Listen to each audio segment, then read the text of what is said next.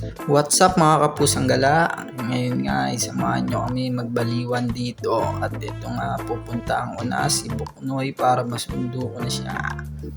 At dito nga nag-usap na lang kami para mag-hitch para makatipid din sa pamasahe yan.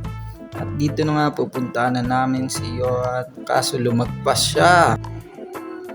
At dito nga siya ay lumagpas na siya sa amin at ayan tamang takbo muna siya. At dito nga ay nanguha na kami dito ng duwat para meron kami mga tangata. Sarap niya lalo pag inimas sa asin. At dito tamang it's na kami dito so sobrang hirap kami sa amin sasabitan.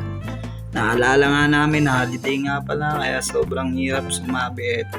At dito nga napag-usapan namin maglakad-lakad na lang at papuntang Palapala na kami dito. Kaya tamang trip na lang ako dito. At ito nga tamang kuha na lang muna ako ng alatiris dahil namiss ko ang kabataan ko dito dahil ito ay merienda ko rin dati at almusal. At dito na nga malapit na nga kami dito sa Palapala at ayan na nga. Sobrang traffic nga dito pala talaga sa Palapala at yung tumatawid. Dito tamang trippings lang ako. Yan. Makikita nyo yung inahagis-agis na yan. Di ko alam kung ang tawag dyan basta nakadikit yan sa damit. Yan. Ang dami akong bala dyan para ibato-bato. Tapos babato na yan. Tamang trippings lang. Habang wala pa. At dito na nga nakasakay na uli kami. One down. Salute kila kuya na lumalaban ng patas para ibuhayin ang kanilang mga pamilya. Dito naalala ko yung nagbubuti pa ako. Tamang sigaw daw dyan ng bakal bote. At dito na nga may na-aksidente pa nga dito sa Silang Cavite. Kawawa yung bata na yan. Diyan pa naglambing-lambing lalaki.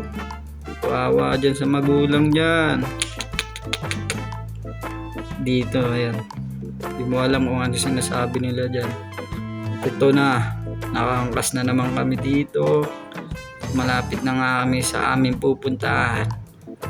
Dito lang naman napili namin sa Tagaytay para lang magkape-kape at magpalamig. Dito tamang lakad na ako dito.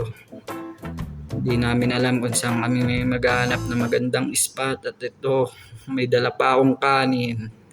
Dahil nagugutom ako at kakain na lang muna kami dito. Di ko alam kung ano na at kung saan kami maghahanap ng spot, magandang spot para lang sa magandang tanawin. Ito, sobrang solid ng city light to. Kung nandito ako guys, no, napagandang spot to, libre pa. At dito nga, nagready na kami ng aming lulutuan. Ready namin yung butane, stove. At ito, naglagay na kami at nagsalang na mainit.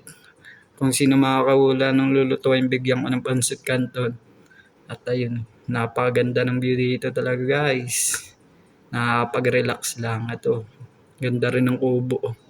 Libre lang yan guys. Salamat sa panonood. Wow!